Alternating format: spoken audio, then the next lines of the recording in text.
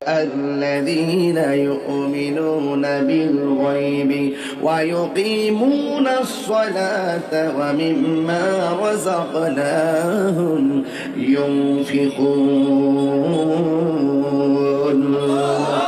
আল্লাহ বলে ঈমানদার হলো তারা যারা গায়েবের উপরে বিশ্বাস করে। আমার নবী আছে দেখা যায় না, যেমন দুই কান্দের মধ্যে দুইজন ফেরেশতা কিরামান কাতিবিন আছে না নাই? দেখেননি? আসেনি? বিশ্বাস করেননি? না দেখা বিশ্বাস করেন না, আমি হলো ঈমান। আবু জাহিল্লা কই দেখছি পাতিলার তলার মতো, আবু বকর কই দেখছি আকাশের পূর্ণিমার চাঁদের মতো।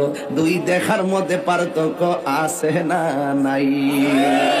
وما ينطق عن الهوى إن هو إلا وحي يوحى।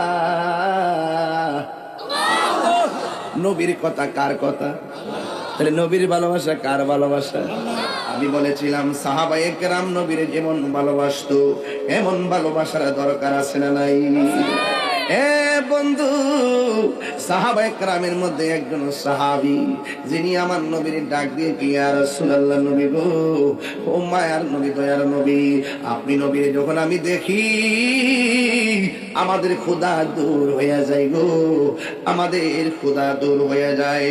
এই জন্য সাহাবারা আমার নবীরে বড় ভালোবাসতেন।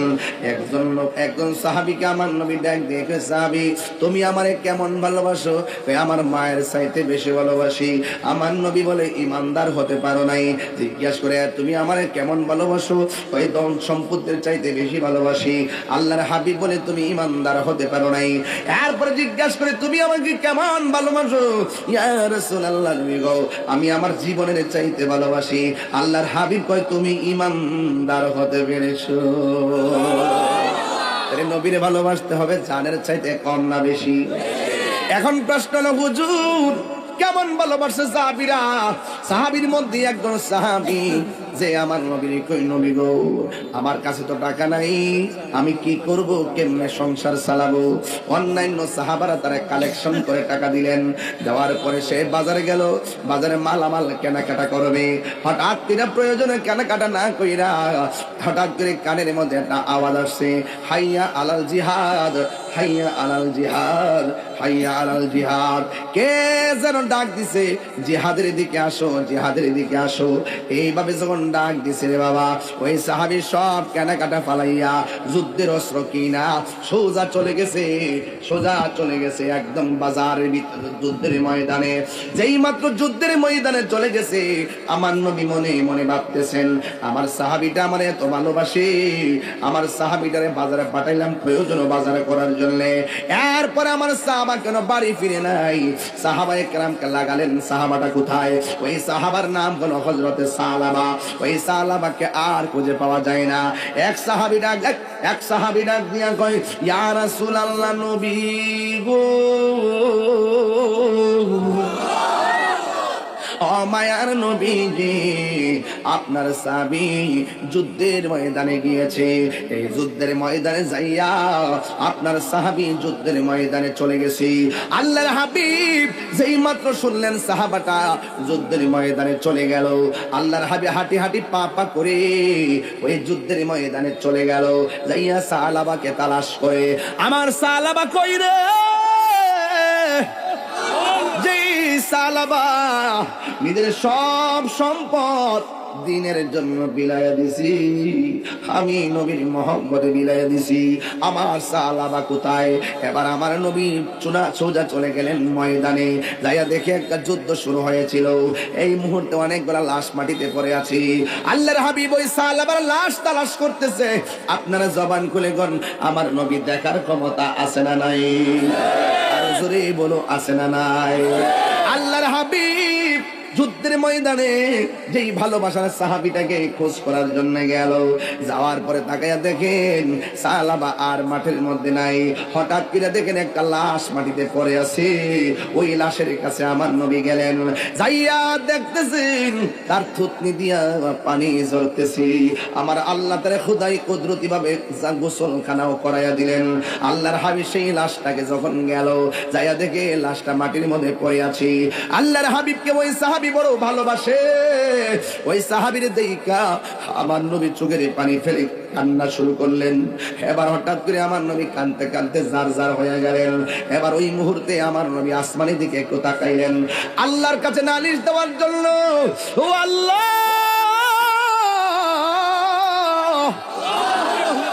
আমার সাহাবী আমার কাছে বিদায় নিয়ে এসে আসছে যুদ্ধের ময়দানে, কিন্তু আমার সাহাবীটা আমার এত ভালোবাসতো, আজকে না ফেরার দেশে চলে গেছি। এবার আমার নবী আপনার নবী ডাক দিয়ে কয়, ও পৃথিবীর মানুষ, আমার সাহাবীটা আমার কত ভালোবাসতো, কিন্তু আমার নবী সাল আমার চেহারার দিকে তাকাইয়া তাকাইয়া চোখের পানি ফেলে কান্না শুরু করলেন। আর এই দিক দিয়ে আল্লাহর কাছে নালিশ দেওয়ার জন্য আসমানের মধ্যে দুইটা হাত বাড়াইয়া দিলেন, ডাক দিয়ে কয়, আল্লাহ, ও আল্লাহ। যেই মাত্র আল্লাহ কইয়া ডাক দিছে, অন্যান্য সাহাবায়ে কেরাম তাকায়া রইছে। ওই সাহাবীরা ডাক দিয়া কয়, আমরা একটু আগে দেখেছি আমার নবী লাশের দিকে তাকায়া চোখের পানি ফেলায়া কান্দে, আর এখন তাকায়া দেখতেছি আমার নবী আসমানের দিকে তাকায়া মুস্কি হাসি দিয়া আমিন বলেছে। নবী দেখি কি দেখে না? নবীরে দেখার ক্ষমতা দিয়েছে কি? আমার নবী আপনার নবী রহমাতুল লিল আলামিন। ও বাবাজিরা রে, আমার নবীর একটা যুবক সাহাবী আমার নবীরে কথা বলতে কোনো ভয় করে না। আল্লাহর হাবিব তখন ডাক দিয়া বলতে, ওই সাহাবী ডাক দিয়া কয়, ইয়া রাসূলুল্লাহ, নবী গো, নবী গো, ও মায়ার নবী, ও মায়ার নবী গো, আপনি দেখলাম লাশের দিকে তাকায় আপনি কান্না করেছেন, আর উপরের দিকে তাকাইয়া আপনি কেন মুস্কি হাসি দিলেন, আমারে বলে দেন। আল্লাহর হাবিব ডাক দিয়ে, ও সাহাবীরা, আমি নবী যাহা দেখি তোমরা তা দেখো না, ঠিক কিনা? আল্লাহর হাবিব ওই সাহাবার ভালোবাসা এত মুগ্ধ হয়ে গেল, আমার নবী তাকায়া চোখের পানি ফেলাইয়া কাঁদলেন। একটু পরে আসমানের দিকে তাকাইয়া আমার নবী একটা মুস্কি হাসি মারলেন। একটা যুবক সাহাবী ডাক দিয়া কই, ইয়া রাসূলুল্লাহ, নবী গো, মায়ার নবীজি, আপনি নিচে তাকায়া হাসলেন কেন, আর উপরে তাকায়া কাঁদলেন কেন? আল্লাহর হাবিব ডাক দিয়ে সাহাবী, আমি নিচে তাকায়া কেঁদেছি একটা মাত্র কারণে, আমার সাহাবীটা কামকে ভালোবাসে নাই, আমার সাহাবীটা যে প্রেমকে লালন করেছে আর দিনকে ধারণ করেছে, এই আফসোসে আমার মনটা বড় খারাপ। আর আসমানের দিকে তাকাইয়া কেন হাসি দিছি জানোনি? আমি তাকায়া দেখতেছি জান্নাতের হুরগুলা আমার হাত আমার সালামাকে নেওয়ার জন্য কাফর দইরা টানা টানি শুরু করে দিয়েছে। আর জোরে কোন আল্লাহু আকবার। আমার প্রশ্ন হলো, সাহাবায়ে কেরাম নবীর জান দিয়ে ভালোবাসছে, এই জন্য সাহাবার দাম কি কমছে না বাড়ছে? আর জোরে কোন বাড়ছে না কমছে? বন্ধুরারি আমার, ও আমার যুবক ভাইরা, ও আমার মুরব্বী বাবাজিরা গো, আরেকটা সাহাবী নবীর কেমন ভালোবাসতেন। এবার আমার নবীর সাহাবী তাকে দেখতেছেন, একটা বিয়াদবে আমার নবীর সিনা মুবারকের বরাবর তীর মারতেছি, ওই সাহাবীটা যাইয়া আমার নবীরে জড়ায়া ধরছে। আমরা যদি নবীর পাইতাম, নবীর কদম মুবারকে জিহ্বা লাগায়া কদম বসি করতাম। জায়েজ আসেনি? আরো জোরে জায়েজ আসেনি? গেছিলাম বাজি নীলফামারী, নীলফামারী হেলিকপ্টারে গেছিলাম। যাওয়ার পরে জিগাইলাম, নামাজ চাই কি চাই না? সবাই চায়, রোজা চাই, হজ চাই, মিলাদ চাই, কিয়াম চাই, মাজার জিয়ারত তো চাই না। দেখলাম শতকরা 80% কয় চাই না। ওখানে আর কি করতাম, পরে আমি গেলাম যে বাবা আপনার এলাকায় যদি কোনো আলেম থাকে নিয়ে আসেন, যারা আপনাকে শিখাইছে। মাজার জিয়ারত করা যাবে না, কেটা শিখাইছে নিয়ে আসেন। এই মুহূর্তে প্রমাণ করে যাবো মাজার জিয়ারত করা হারাম নয়, পূজা নয়, বরং সুন্নত। কবর জিয়ারত করা কি সুন্নত। এই কথা বলার পর আবার জিগাইলাম, এখন কোন কারা কারা মাজার জিয়ারত চান? এবার সবাই চায়। বুঝছেন কি কইছি? যে এই বনে বাঘ নাই, সেই বনে শিয়ালি বাঘ। একতরফা কথা শুন না, উত্তরবঙ্গের সব আহলে হাদিস হয়ে গেছে। এখানে আমরা যদি নিজে নিজে যাইতে পারতাম মাঝে মাঝে, তাইলে এদের ওই আগের থেকে যে খেদমত করতে পারতাম। আমরা তো এলাকা ভিত্তিক খেদমত নিয়ে ফেলেছি, বাইরে সময় নাই, সময় কম।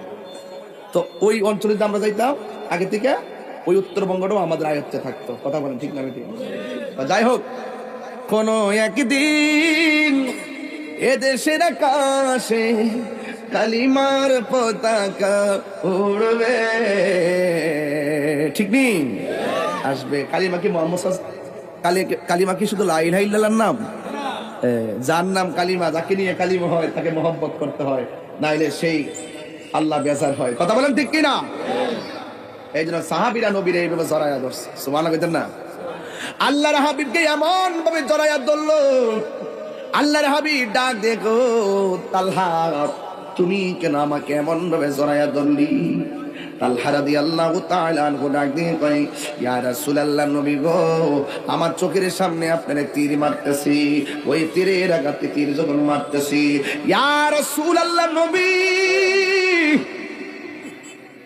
আমার চোখের সামনে যদি আপনাকে তীর মারে, আমি মারা গেলে আল্লাহর দরবারে কি জবাব দেওয়া লাগবে? এই জন্য তীরটা আপনার বডি মুবারকে লাগার আগে আমি তালহার পিঠের মধ্যে এই তীরটাকে মালা হিসাবে গ্রহণ করে ফেলেছি। আল্লাহর হাবিব গো, তালহা, এমন একটা তীর তোমার পিঠের মধ্যে লেগেছে, তোমার তীর এ ব্যথাকে তুমি ব্যথা লাগে নাও। এই তালহা ডাক দিয়ে, নবী গো, আপনি আমাকে তীরের ব্যথার কথা বলবেন না।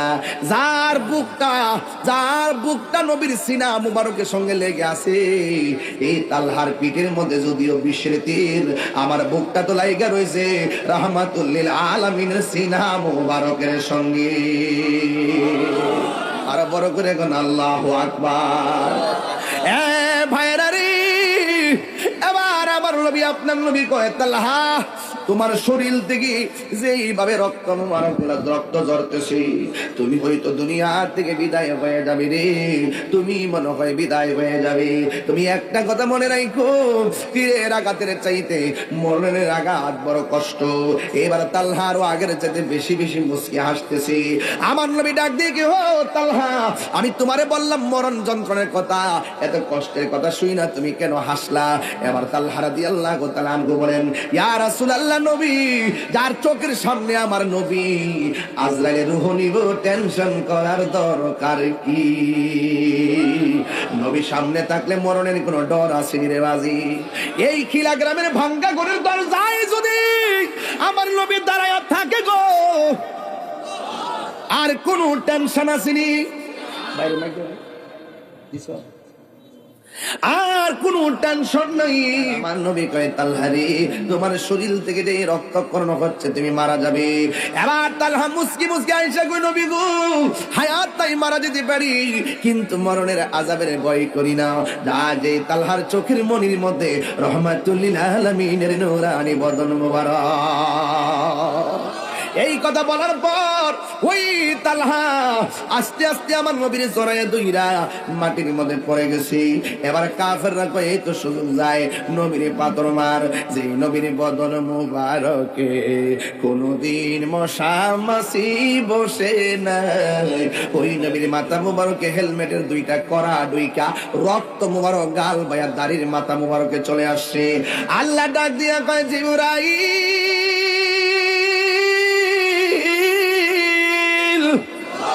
ও জিবরাইল, যারে যা আমার বন্ধুর দাড়ি মুবারকে রক্ত মুবারক গুলা ছলছল করে রে, তাড়াতাড়ি যা, তোমার হাতের মধ্যে রক্ত মুবারকটা নিয়ে নাও।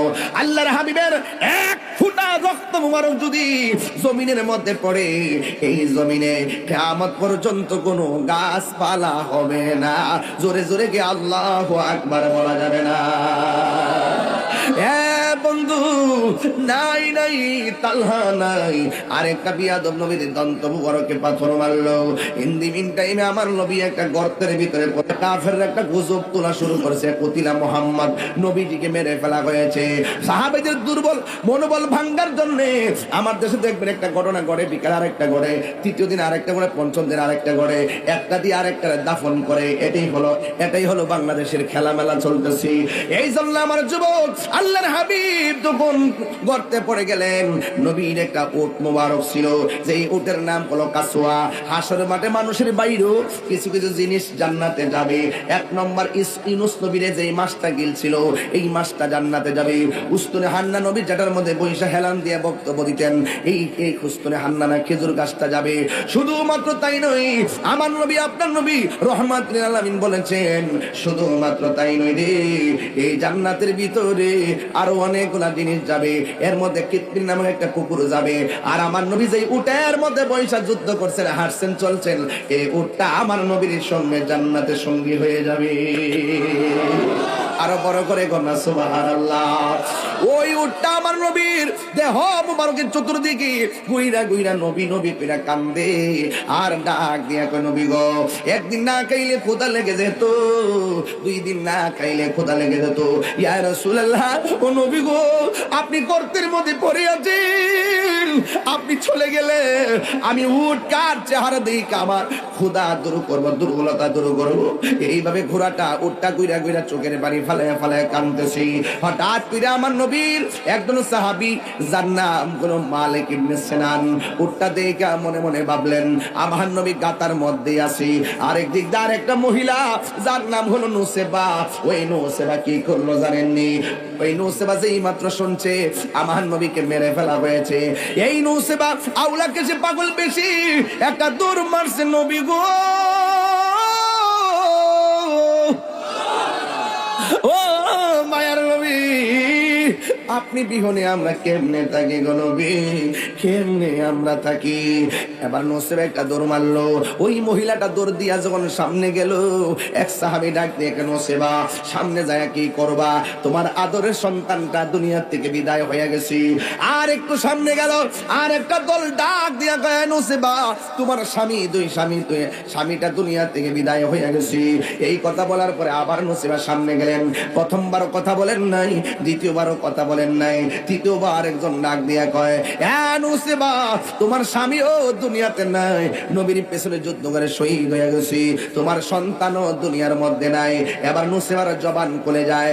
নসেবা মাটা ডাক দিয়া কয়, যুদ্ধের ময়দানে নবীর সাহাবীরা, তোমরা আমাকে সন্তান হারাইবার ব্যথার খবর দিলা, আর আমাকে আমার অন্য খবর দিলা, কিন্তু একটা কথা বলতে চাই, তোমরা আমাকে বলেছো আমার সন্তান মারা গেছে, অথবা আমাকে বলেছো আমার স্বামী মারা গেছে। এই কথা আমি শুনতে এই যুদ্ধের ময়দানে আসি নাই, আমি এসেছি আগে বলো না গো আমার রাহমাতুল লিল আলামিন যুদ্ধের ময়দানে কেমন আছে। এই কথা বইলা নসিবা চোখের পানি মুবারক সাইরা সাইরা কান্দে। এবার আমার নবী আপনার নবী গর্তের মধ্যে পড়ে আছি। নবীর একজন সাহাবী যার নাম হলো মালিক ইবনে সিনান, তিনি গর্তের মধ্যে নামলেন। নাইবা বালু দিয়া রক্ত মুবারক বন্ধ করতে চাই, কিন্তু রক্ত মুবারক বন্ধ হয় না। বন্ধু, আমার নবী আপনার নবী রহমাতুল লিল আলামিন রক্ত মুবারক যখন ঠোঁট মুবারকের মাঝখানে ঝুলে আছে, এবার আমার নবীর সাহাবী কি করলেন শুনা যান। আমার নবীর সাহাবী মালিক ইবনে সিনানের জিহ্বাটা আমার নবীর দন্ত মুবারকের গোড়ার মধ্যে লাগাইয়া দিছি। যেই মাত্র লাগাইয়া দিছে রে, যত রক্ত মুবারক বের হইছে, ওই হযরতে মালিক ইবনে সিনান সব রক্ত টাইনা টাইনা পান কইরা ফেলাইছি। আল্লাহর হাবিব বলে, মালিক ইবনে সিনান, তোমারে তুমি আমার মুখের মধ্যে জিহ্বা লাগাইলা কেন? হযরতে মালিক ইবনে সিনান, ইয়া রাসূলুল্লাহ, নবী গো, কোনোভাবেই রক্ত পড়া বন্ধ হচ্ছে না, আমি আমার জিহ্বাটা লাগাইয়া দিলাম। একবারে এর ক্ষেত্রে মেশিন দিয়া পানি দেয়, ঠিক এমন ভাবে জিহ্বাটারে একেবারে একদম বানাইলেন ট্রেনের মতন। যা রক্ত মোর বের হয়েছে আমি সব খাইয়া ফেলাইছি, সব আমি পান কইরা ফেলাইছি। এবার আল্লাহর হাবিব বলে, মালিক ইবনে সিনান রে, তুমি তো আমার রক্ত মুবারক পান করলা না, তোমার জন্য আমার আল্লাহ তোমার জন্য আমার আল্লাহ জাহান্নামের আগুন মাফ করে দিয়েছে। নবী কি আমরার মতো? নবীরে ভালোবাসলে দাম আসেনি? ওই কথা কয় না। আর নবীরে ভালোবাসলে দাম আসেনি? নবী কয় আমি দেখেছি আমার সেই সাহাবা জীবন দেওয়ার পর আমি আসমানের দিকে তাকিয়ে দেখি জান্নাতের হুররা আমার সাহাবাকে নেওয়ার জন্য পাগল হয়ে গেছে। মালিক ইবনে সিনান কি আমার নবী ডাক দিয়ে কয়, হ্যাঁ মালিক ইবনে সিনান, তুমি তো আমার রক্ত পান করলা না, যে পেটের ভিতরে আমি নবী রক্ত মুবারক ঢুকেছে ওই দেহের জন্য জাহান্নামের আগুন হারাম হয়ে গেছি। তার মানে প্রমাণ হয়ে যায় নবী রক্ত মুবারক আমাদের মতো নয়। কথা কোন ঠিক কিনা? আমার নবী নূরের নবী, মাটির নবী না, বলো আমার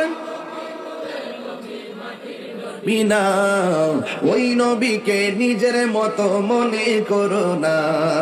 না না না, নবী কারো মতো না, বলো না না না, নবী কারো মতো না। সব নবীদের নবী তিনি, কোরআন ঘোষণা। সব নবীদের নবী তিনি, কোরআন ঘোষণা। ওই নবীকে নিজের মতো মনে করো না। না না না, নবী কারো মতো না, বলুন না না না, নবী কারো মতো না। জোরে জোরে কে আল্লাহু আকবার বলা যাবে না? আল্লাহু আকবার।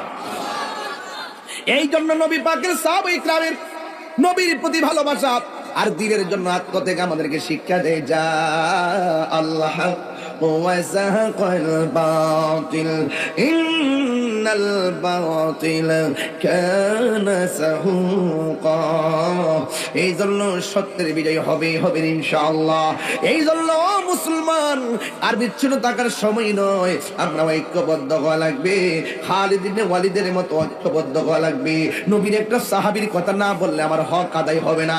দ্বীনের জন্য সাহাবীরা কিভাবে নিজের জীবনকে বিসর্জন দিয়েছেন, যার নাম হলো হযরত জাফর ইবনে আবি তালিব। যুদ্ধের ময়দানে যখন গেল, একটা বিয়াদব ডান পাশে দাও করলো পারে নাই, বাম পাশে দাও করলো পারে নাই, সবাই মিলে সেই সাহাবাকে আক্রমণ করলো। ডান দিকে কাফেলা আসলো, বাম দিকে কাফেলা আসলো, ডাইনে কাফেলা আসলো, বাম দিকে কাফেলা আসলো, সামনে কাফেলা আসলো, পিছনে কাফেলা আসলো। চতুর্দিক দিয়ে এমন ভাবে হযরত জাফর ইবনে আবি তালিবকে অ্যাটাক করলেন, কিন্তু জাফর ইবনে আবি তালিবের সঙ্গে কোনোভাবে পারে না। আপনারা জবান খুলে কোন গায়ের মধ্যে কি গায়ের জোর না বেলায়েতের জোর? ওই বেলায়েতের জোর নিয়া হযরত জাফর ইবনে আবি তালিব যুদ্ধ শুরু করলেন। ইন দি মিন টাইমে একটা বিয়াদব আয়েশা পিছন দিক দিয়া হযরত জাফরের হাতের মধ্যে এমন জোরে একটা কূপ মারছে রে, হযরত জাফরের ডান হাতটা অর্ধেক কেটে গেছে। এবার তিনি এই তলোয়ারটারে বাম হাতের মধ্যে নিয়ে নিছে, এবার বাম হাতটা যুদ্ধ করতেছে, কিন্তু ডান হাতটা ঝুলতেছে। এ কেমন নবীর পাগল, এ কেমন ইসলামের পাগল। এবার ডান হাতটা যখন ঝুলতেছে, ঝুলার কারণে সে যুদ্ধ করতে পারতেছে না।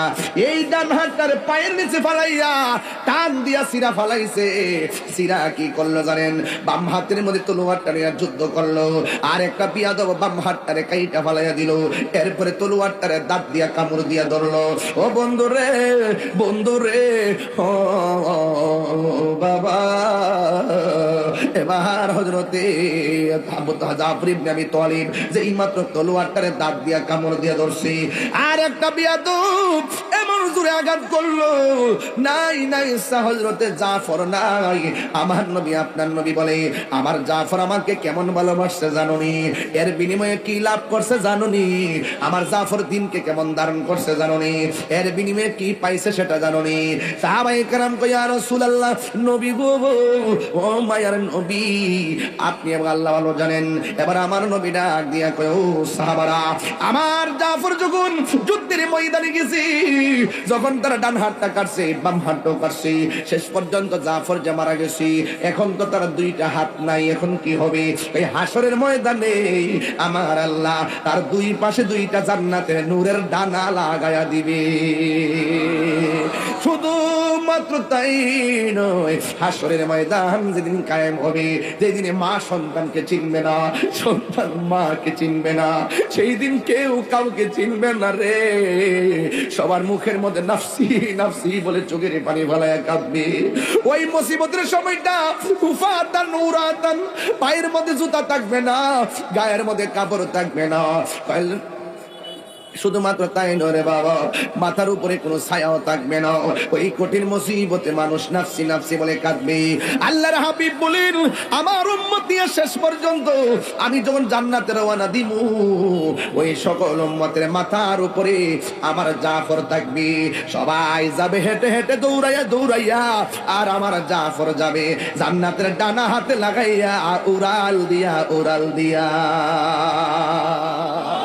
তাইলে আপনারা বলেন, হকের জন্য জীবন দিলে দাম বাড়ে না কমে?